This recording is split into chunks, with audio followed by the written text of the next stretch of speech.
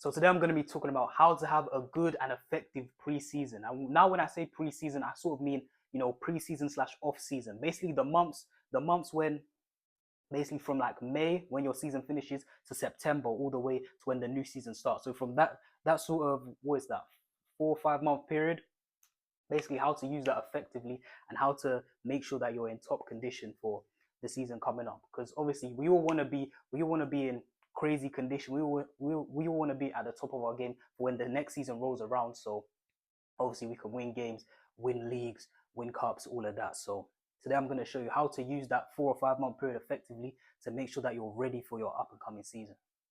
Now the first point is to literally condition like crazy. Make sure your fitness is literally 10 out of 10, because the thing is, throughout the season you're not really going to get the chance to like really like emphasize working on your fitness unless you do it by yourself. But when you're training, with your team, or even when you're training alone, you're more probably going to focus on like the technicals, just making sure your touch is right, your shooting's on point, your passes are crisp, just things like that. You're not really going to have the time to like, you know, it's not going to be a case of like every single session you're going to be doing what's called long distance runs, 12-minute Cooper runs, shuttle runs, bleep tests, all of that. Nah, the coaches are more going to focus on the technical aspects of the game plus the tactics as well, basically just telling you what your job is for different positions.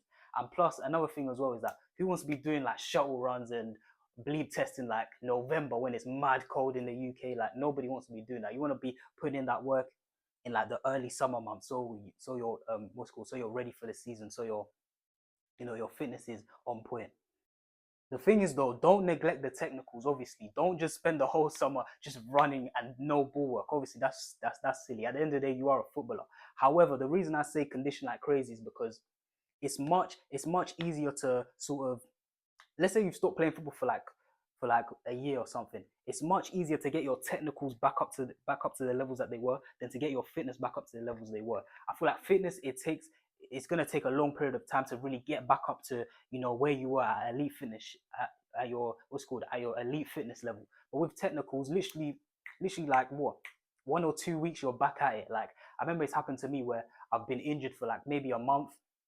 Literally, when it comes to the technicals, it literally took me like what, maybe 3 sessions to get that feel for the ball back, get that feeling of like my touch is good, my shooting's on point, my passes are on point. When it comes to the fitness takes a lot longer. It'll take me like, what's it called, another 2 weeks to get that fitness back up.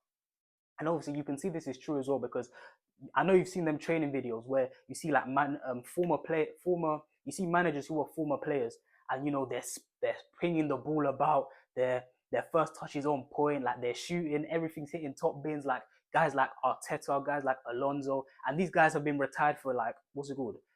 These guys have been retired for like what, 7+ years.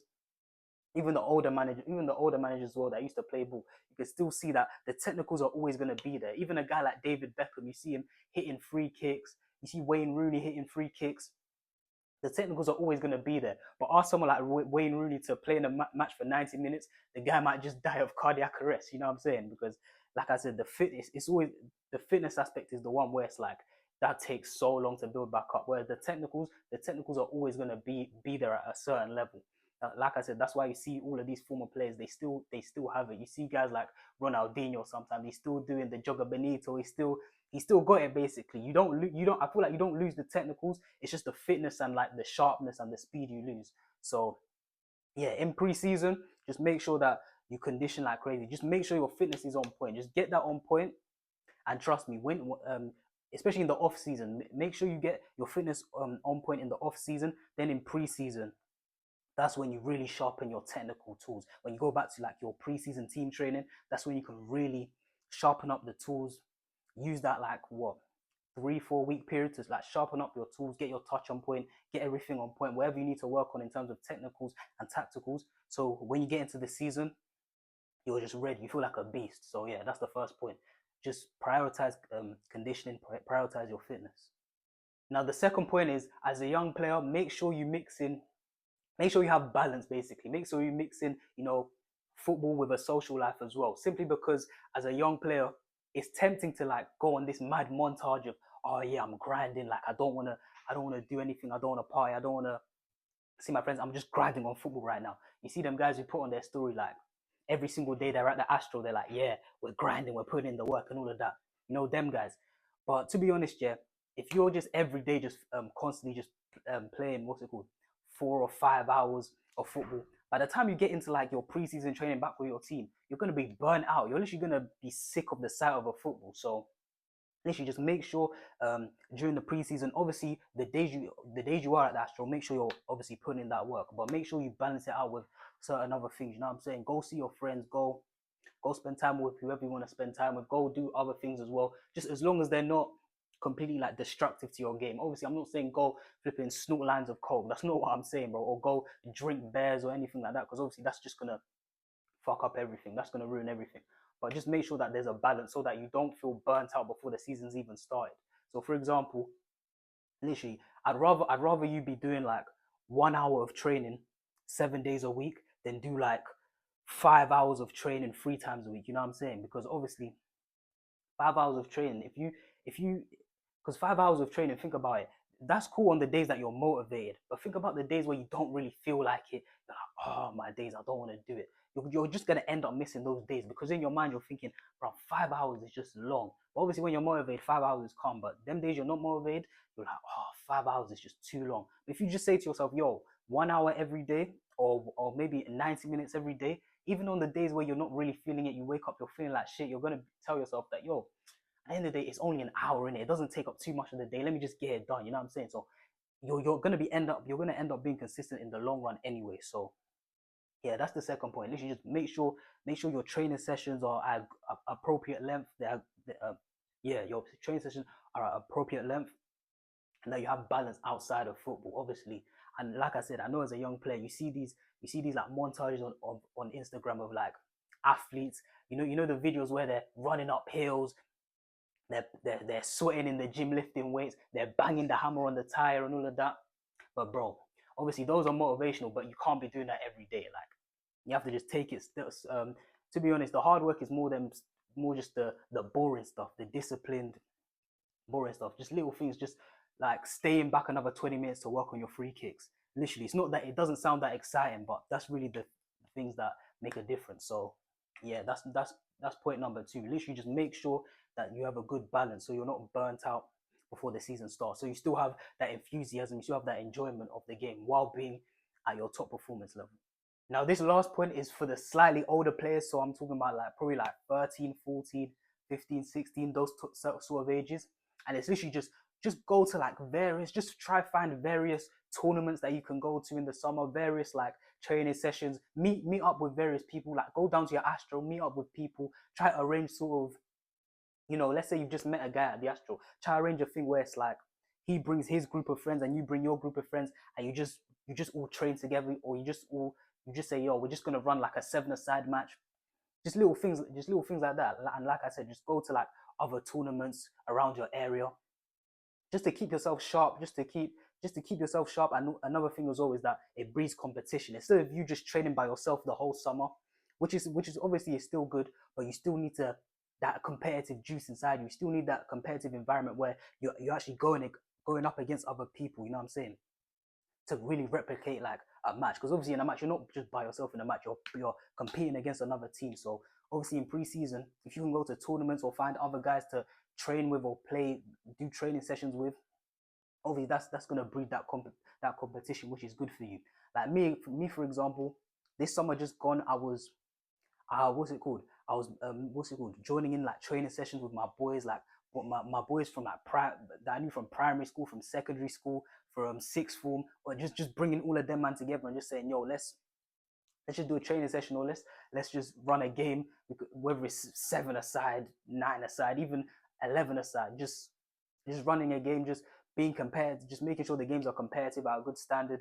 Obviously, I went to different tournaments as well, all over East London, like power league tournaments. I think most of them were like 7 aside. Just going to like 7 aside tournaments, just getting a group of my boys, just saying, "Yo, let's go play." Or rather, it was like I would get invited to them, and they'll say, "Yo, JT, come play." Yeah, just what's called just 7 aside tournaments, power league tournaments. Even I went to North London to go play. I went North London to go play in 2 tournaments as well. So literally, just what's it called? Literally just go, just find various tournaments, various training sessions. You get to play against different types of players. Obviously, you get to see the standard and the levels of different types of players, not just in like your small little bubble. You get to sort of like expand and see, okay, you get to like compare yourself against the competition type thing. And also another thing with this as well is that you have a chance to make connections as well. Because think about it, if you just meet a guy, if you meet a guy at your Astro, and you say, okay, bring your friends and I'll bring my friends, and then we'll just play a game. One of his friends might know somebody or might play for another team that's at a higher level than yours, and then obviously you chat to the guy. Let's say on the day where you both are playing against each other, you play well, and he rates you, and he's saying, "Yo, come, what team do you play for? Come play for my team." And his team are a higher level than your team. Then obviously now, because he knows you, you got the links, you got the connections. He can give you like his manager's number, or he can tell you what days training are, the trainings are. He just goes to the trainings, and from there, literally, you what's it called? You prove yourself, you impress the manager, and now you're playing at a higher level, just like that. You didn't have to do anything too complicated. You literally just went to a training session. You literally just organized a training session, and you just said, "Yo," and you met a guy who basically just put you onto his team, who's at a higher level. Or there might be another guy who, what's it called? It might be another case of like, oh, you just go to a training session, and then you realize that, oh, most of them guys play for the same team, and then you realize once again, oh, they play for like a first team. Let's say you're 17 years old, and you realize most of the guys play for a first team, and what's it called? And you ball out at that training session, and they say, yo, come try for the first team, basically. And you go there, like I said, once again, impress the manager. Now you're 17 years old playing for a first team, and obviously that's good for your CV, because later on down the line, when you need to, let's say you want to move teams, it'll be way easier for you to move teams, because you have on your resume that, yo, I've played first team football, I've started for first teams, I've been in teams that have been promoted and all of that. And yeah, just getting first team football at a young age, basically. So literally that's the last point, and probably the most effective one as well. Literally just go to like summer tournaments, training sessions. Don't always just train by yourself and then just go home. Nah, try, if you see someone at your Astro where you train, just tell them, yo, let's do a training session together tomorrow, or whenever you want to train. And then you never know where that could lead, basically. So that's the last point. Literally just go to, like I said, go to summer tournaments if you can. Get a group of your friends, or get a large group of people to just come do a training session or come do a match, and you never know where it could lead from there, basically. So yeah, because obviously you guys know in football, sometimes it's not what you know, it's who you know. So you never know what type of connections can come from that. So yeah, that's the last point. So that's it for this vid. I hope you enjoyed. I've been JT, and I'm out.